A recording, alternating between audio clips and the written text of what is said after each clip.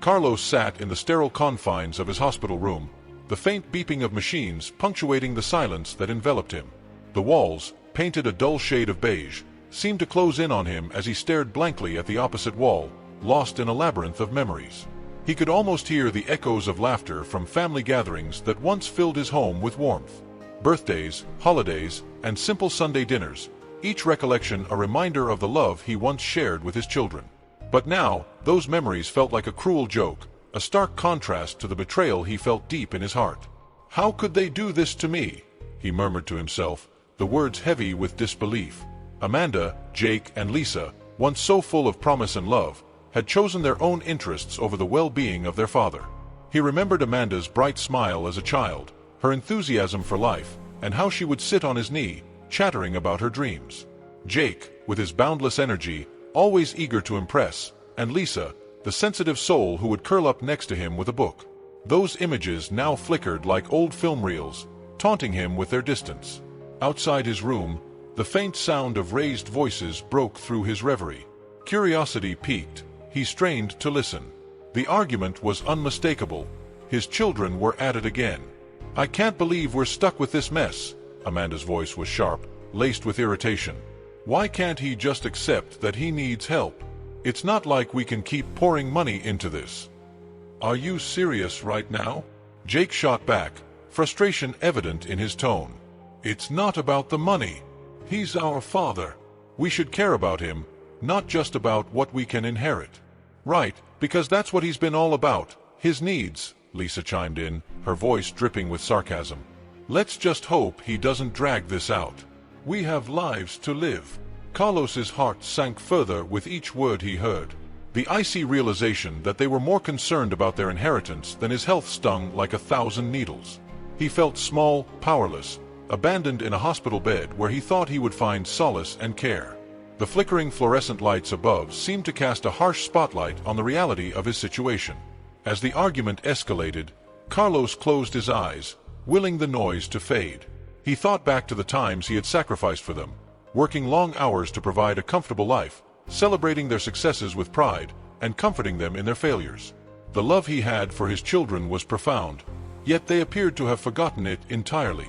Later that night, as the hospital quieted, Carlos was jolted from his thoughts by the soft footsteps of a nurse passing by his door. He opened his eyes just in time to hear her speaking with a fellow staff member in hushed tones. "It's just so sad, really. He's a lovely man, but his treatments are so expensive. I don't think he'll make it much longer unless he gets the care he needs," the nurse said, her voice tinged with sympathy. Carlos felt a flicker of determination ignite within him. They thought they could abandon him, but he had one last lesson to impart.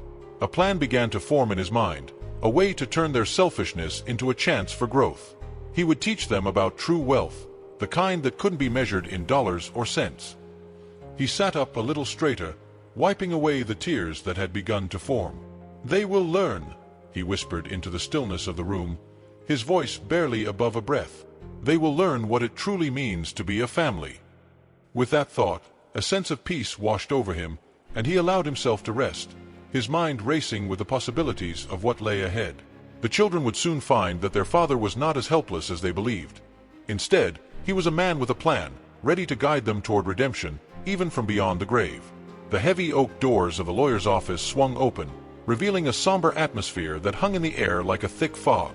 Amanda, Jake, and Lisa stepped inside, their expressions a mix of anticipation and impatience.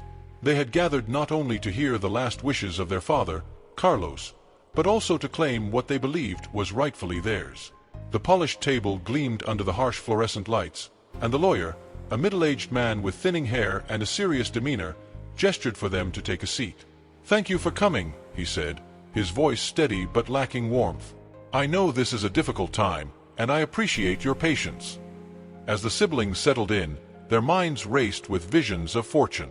Amanda, the eldest, fidgeted with her designer handbag, her mind already calculating how she would spend her share. Jake leaned back in his chair, projecting an air of nonchalance, though his eyes betrayed a flicker of eagerness. Lisa, the youngest, sat quietly, feeling a mix of anxiety and hope. The lawyer cleared his throat, drawing their attention. "I will now read Mr. Carlos's will. He shuffled through the papers, and the room fell into a tense silence. To my beloved children, I leave my entire estate, but with conditions. The siblings exchanged glances, confusion etched on their faces. What conditions? Jake blurted out, impatience creeping into his tone. The lawyer continued, you must each complete 3 challenges designed to test your integrity and familial bonds before you can access your inheritance. What kind of challenges? Amanda asked, her voice rising slightly, a hint of disbelief in her tone. The lawyer looked up from the document, meeting their eyes with a grave expression. The details will be provided as you complete each one. Failure to complete the challenges will result in a significant portion of the inheritance being donated to charity. Lisa frowned, her brow furrowing in concern. This doesn't make any sense. Why would Dad do this? Maybe he thought we were unworthy, Jake scoffed, crossing his arms defiantly. Or maybe he just wanted to control us even after he's gone. Amanda shot him a glare. Stop being so arrogant, Jake. This is serious. We're talking about our father's last wishes here. Right, because you care so much about what he wanted, Jake retorted, his voice dripping with sarcasm. You only care about the money. The tension in the room thickened, palpable and suffocating. Lisa shifted uncomfortably, sensing the rift widening between her siblings. Can we please focus on what we need to do? She pleaded, trying to mediate the escalating conflict. We can't just throw accusations at each other. We need to figure this out. The lawyer cleared his throat again, attempting to regain control of the situation. I suggest you take some time to discuss the challenges among yourselves. You have 1 month to complete them. With that, he handed them a sealed envelope containing the details of the first challenge before standing up, signaling that the meeting was over. The siblings filed out of the office, the air thick with unresolved tension. Outside, the sun was setting, casting a warm golden hue over the parking lot. As they approached their cars, Amanda broke the silence. We can't let this ridiculous will get in the way of our inheritance. We need to work together. Work together? Jake laughed bitterly. You've never worked together with anyone in your life, Amanda. You wouldn't know how to compromise if it hit you in the face. Enough, Lisa exclaimed, her voice firm as she stepped between them. We're all hurting right now. Can't we at least try to be civil for Dad's sake? The 3 stood in a tense standoff, the weight of their father's betrayal hanging over them like a dark cloud. Each sibling was lost in their thoughts, grappling with the reality that Carlos had left them not just with a will, but with a profound lesson that none of them were prepared to confront. As they drove away, the challenges loomed ahead, a testament to their father's enduring influence, one that would force them to reevaluate not just their relationships with each other, but with themselves. The road stretched out before them, a journey of discovery that each would have to navigate alone and together, whether they wanted to or not. Carlos's children had not fully grasped the gravity of their first challenge. As they stepped into the bustling local shelter, a cacophony of sounds washed over them, a mix of laughter, chatter, and the occasional cry for help. The air was thick with the scent of cooking food and the palpable energy of people coming together, yet for Amanda, Jake, and Lisa, it felt foreign and intimidating. Amanda, dressed in her designer clothes, glanced around, her expression a blend of disdain and discomfort. I can't believe we have to do this, she muttered under her breath, adjusting her sunglasses despite the dim interior. Can't we just write a check or something? Jake, who had always been the pragmatist of the trio, rolled his eyes at her. That's not the point, Amanda. Dad wouldn't have wanted that. He wanted us to learn something. His voice was tinged with irritation, but beneath it lay a thread of uncertainty. He had never truly faced the world outside his bubble of privilege and success. The idea of connecting with those in need felt daunting. Lisa, on the other hand, had been quiet since they received the news of the will. She stood slightly apart, her arms crossed tightly against her chest. I don't see how this is going to help us, she said, her voice barely above a whisper. It's just a waste of time. As if on cue, a cheerful woman approached them, her apron dusted with flour, a warm smile lighting up her face. Welcome. I'm Maria, the director here. We're so glad you could join us. Her enthusiasm was infectious, yet it only deepened the trio's discomfort. As they began to introduce themselves, Amanda's voice faltered, and she quickly looked down at her designer handbag as if it could shield her from the reality around her. Your first task is to help serve meals, Maria announced, gesturing toward the large kitchen behind her. "We're expecting a full house tonight." "Serve meals? Like, actually hand food to people?" Amanda's eyes widened in disbelief. "Can't we just, I don't know, organize a fundraiser instead?"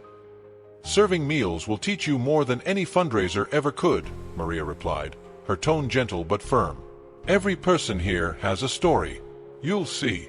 Reluctantly, the siblings followed Maria into the kitchen. Jake, who had always excelled in business dealings, struggled with the simplicity of ladling soup into bowls. He watched as an elderly man smiled and thanked him, but the warmth of the encounter was quickly overshadowed by his unease. "What am I even doing here?" he thought, his mind racing back to his office and the projects he had left unfinished. Meanwhile, Amanda found herself standing next to a young mother with 2 small children. As the woman recounted her struggles to balance work and care for her family, Amanda's heart sank. "I can't believe I thought I had it tough," she whispered to herself, feeling a tightness in her chest. She handed the woman a bowl of soup, her hands trembling slightly as she realized that the warmth she felt from the meal was nothing compared to the warmth of human connection. Over in another corner, Lisa was helping to organize the donations. As she sorted through clothes, she stumbled upon a small, tattered teddy bear. Picking it up, she felt a wave of nostalgia wash over her. She had once owned a bear just like it. Where did all the joy go? She wondered, the realization hitting her hard. Helping others brought back memories of her own childhood, filled with laughter and innocence. Perhaps, she thought, there was something more to this experience than she initially believed. As the week progressed, the challenges of volunteering began to chip away at their defenses. Jake found himself drawn to a young man named Alex, who shared his struggles with addiction. "I thought I had everything figured out," Jake admitted one evening as they cleaned up after dinner. "But I realize now that I've been running away from what really matters." "You're not alone in that," Alex replied, his voice steady. "It's never too late to change your path." The sincerity in Alex's eyes struck Jake deeply, and for the first time, he felt a connection that transcended wealth and status. By the end of the week, the siblings stood outside the shelter, the weight of their experiences heavy on their shoulders. "I didn't think I would say this, but I think I learned something," Amanda confessed, her voice softer than usual. "Maybe it's about more than just money and status. Maybe it's about being there for others." Jake nodded, a newfound resolve in his eyes. "We can't change the past, but we can start making better choices from now on." Lisa looked up at her siblings, her heart full of a warmth she hadn't felt in years. "I think we need to do this more often. It feels right." As they walked away from the shelter, the night air wrapped around them like a comforting blanket, and for the first time in a long while, they felt a flicker of hope and connection they had long since forgotten. The challenge had only just begun, but they were beginning to understand that true wealth was not measured in dollars, but in the richness of human connection and the impact they could have on each other's lives. Carlos's children, Amanda, Jake, and Lisa, had always been busy, engrossed in their own lives, chasing ambitions that often overshadowed their familial ties. With the weight of their father's will hanging over them, they found themselves in a shared living room, a stark contrast to the warmth of family gatherings they once cherished. The air was thick with tension as they prepared to confront their second challenge, writing letters of apology to those they had wronged. Sitting cross-legged on the plush, worn-out carpet, Amanda stared at the blank sheet of paper in front of her. The pristine whiteness seemed to mock her as memories of her childhood friend, Sarah, flooded back. "How did I let it get this far?" she muttered under her breath, biting her lip. The truth was, her relentless pursuit of success had come at a steep price. She could still hear Sarah's voice, filled with disappointment, the day she had chosen a high-stakes career opportunity over their long-planned trip together. Across the room, Jake leaned against the wall, his fingers tapping nervously against the paper he had yet to touch. He recalled the last conversation he had with their father, a moment filled with regret. "I should have been there for him," he whispered, his voice barely audible. Each word felt like a stone weighing down his heart. "I was so wrapped up in my own world." He finally picked up the pen, the ink flowing hesitantly as he began to write. "What are you writing about?" Lisa asked, her voice cutting through the silence. She was sprawled on the couch, her brow furrowed as she contemplated whom to address. The mere act of introspection seemed foreign, almost painful. Jake paused, his pen hovering above the paper. "I'm writing to Dad," he confessed, his eyes downcast. "I took him for granted, and I never realized how much he needed us until it was too late." Lisa raised an eyebrow, the corner of her mouth twitching upward in a mix of sympathy and skepticism. "You think that'll change anything? He's gone, Jake." "Maybe it won't change anything," he replied, frustration creeping into his voice. "But it's about acknowledging what I did. We can't keep pretending everything was fine." Amanda, feeling the weight of their shared grief, tore her gaze from her paper and looked at her brothers.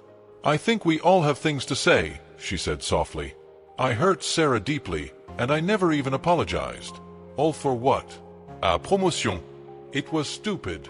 Tears threatened to spill from her eyes as the realization of her past choices settled in. "I thought success was everything." "Maybe we need to stop measuring our worth by our achievements," Lisa suggested, her voice surprisingly gentle. It was a rare moment of vulnerability for her, and she surprised herself with the honesty. "I've been so consumed with my image and career, I lost sight of what really matters." "Exactly," Jake said, feeling a flicker of hope. "But it's not just about saying sorry. It's about understanding why we did it in the first place." He returned to his letter, the words flowing more freely now, each stroke of the pen helping him process the regret he had long buried. Hours passed, and the room remained silent save for the scratching of pens on paper. Amanda finally broke the stillness, her voice trembling. "I just wrote to Sarah. I hope she can forgive me for being such a selfish friend." "That's a start," Lisa encouraged, her own heart warming at the thought of mending broken relationships. "Maybe we can reach out to others too. Make amends, not just for us but for them." Jake nodded, feeling a sense of unity forming among them. "We can't change the past, but we can try to do better moving forward." As night fell, the siblings found a strange comfort in their shared pursuit of redemption. Though the path ahead was fraught with challenges, they felt a newfound determination to face their mistakes head-on. The letters, once just pieces of paper, had become vessels of their remorse and hope. In the dim light of the room, each sibling focused on their task, the flickering candle casting shadows that danced on the walls, a symbol of the flickering hope rekindled in their hearts. They were not only writing apologies, they were beginning to understand the true essence of family, the importance of connection, and the healing power of forgiveness. The sun hung low in the sky, casting a warm golden hue over the neighborhood as Amanda, Jake, and Lisa gathered for their final challenge. The community project that loomed ahead was supposed to be a testament to their growth, yet the air was thick with tension and unspoken grievances. They stood outside the old community center, its peeling paint and cracked windows reflecting the neglect it had suffered over the years, a mirror to their own fractured family.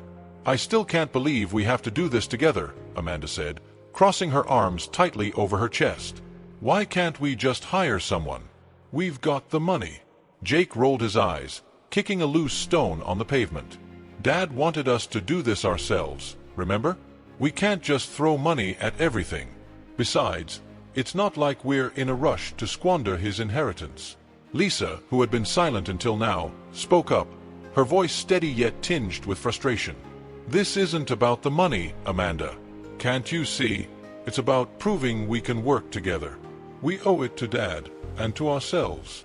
"Right, because we've been such a great team so far," Amanda scoffed, raising an eyebrow. "Let's just get this over with." As they stepped inside the community center, the musty smell of old furniture and dust greeted them. The space was filled with broken chairs, faded posters, and a sense of abandonment that weighed heavily on their shoulders. Lisa pulled out a notepad, determined to take charge. "All right, we need to decide what we're going to do here. How about we repaint the walls and set up a small garden outside?" "Sounds good, but we should also fix the playground equipment," Jake suggested, his eyes scanning the broken swings and rusted slide. "The kids in the neighborhood deserve a safe place to play." Amanda sighed, clearly unimpressed. "Why do we have to do everything at once? Let's just focus on painting first. It's the easiest thing we can tackle." "Easiest isn't always the best approach, Amanda," Jake shot back. "We need to think about what will make the biggest impact. If we just paint, we'll miss the opportunity to really change this place." The siblings stood at an impasse, each unwilling to yield. The silence that followed was palpable, thick with their unresolved issues. It wasn't until Lisa spoke again that a flicker of understanding began to emerge. "What if we combine our ideas?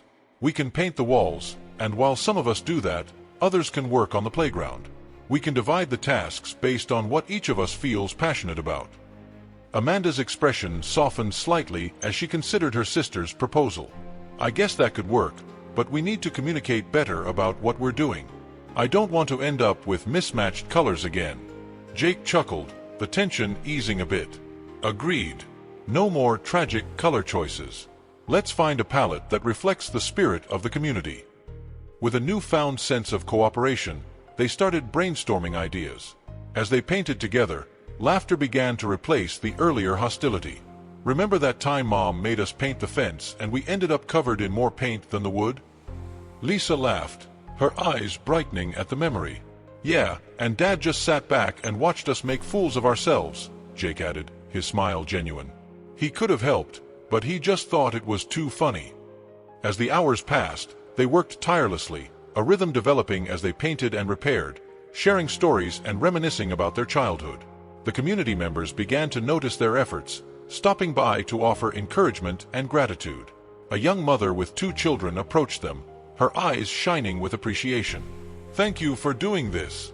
This place means so much to us. My kids love coming here.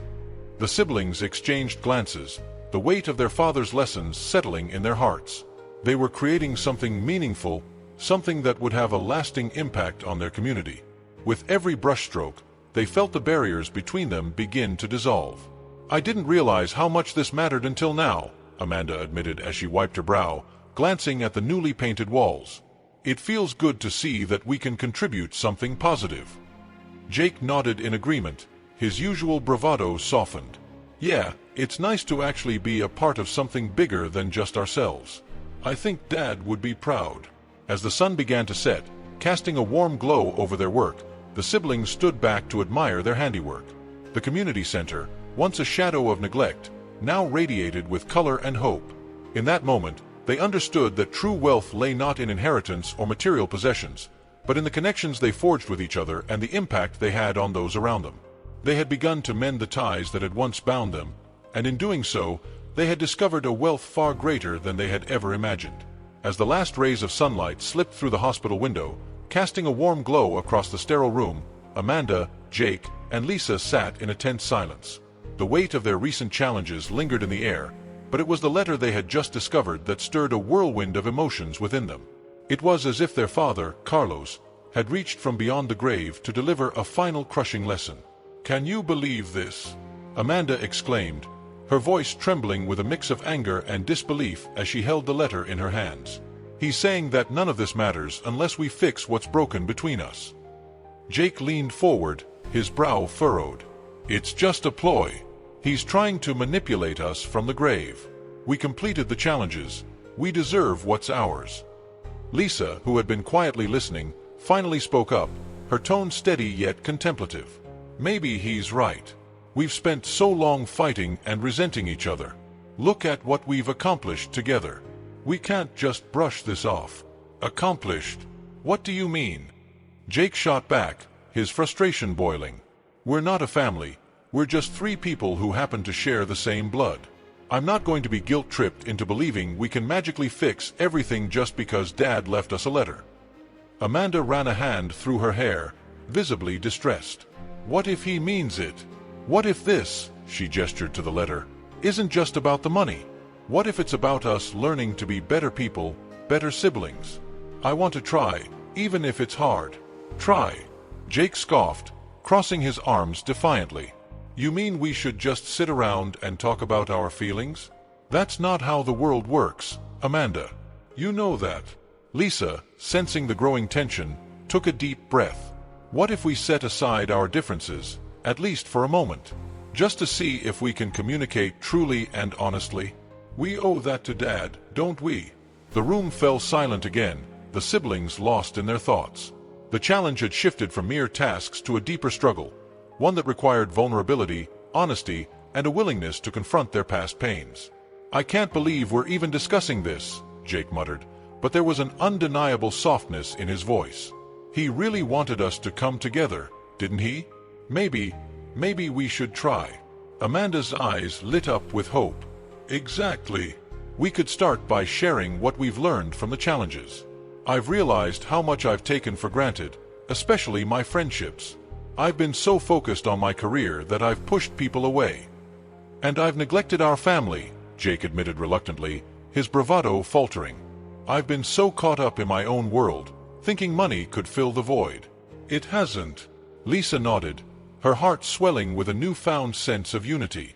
I felt so alone in my struggles, but I discovered joy in helping others. I want to carry that forward, not just for myself but for our family. With a cautious optimism, they began to share their thoughts, each sibling peeling back layers of resentment and pain. The conversations were raw and emotional, laden with tears, laughter, and an unexpected warmth. They spoke of their childhood, of laughter-filled weekends, and of the dreams they had once shared. As the night wore on and the shadows deepened in the room, a palpable change began to envelop them. The broken ties that had once seemed irreparable were slowly being mended, thread by thread, as they forged a path toward understanding and forgiveness. Just then, Amanda remembered the stipulation in the letter. What happens if we don't communicate honestly? There's something about the money going to the shelter, she hesitated, her heart sinking at the thought of failing their father's last wish. Then we can't let that happen, Jake said firmly, determination lighting in his eyes. We need to keep talking, keep working through this. It's not just about the money, it's about us. They exchanged glances, a newfound resolve forming among them. Carlos's spirit, though no longer physically present, felt tangible in that moment, guiding them toward redemption. They each vowed to honor his legacy, not with wealth, but with love, humility, and integrity. As the night faded into the early dawn, they embraced one another, feeling the warmth of familial bonds reigniting in their hearts.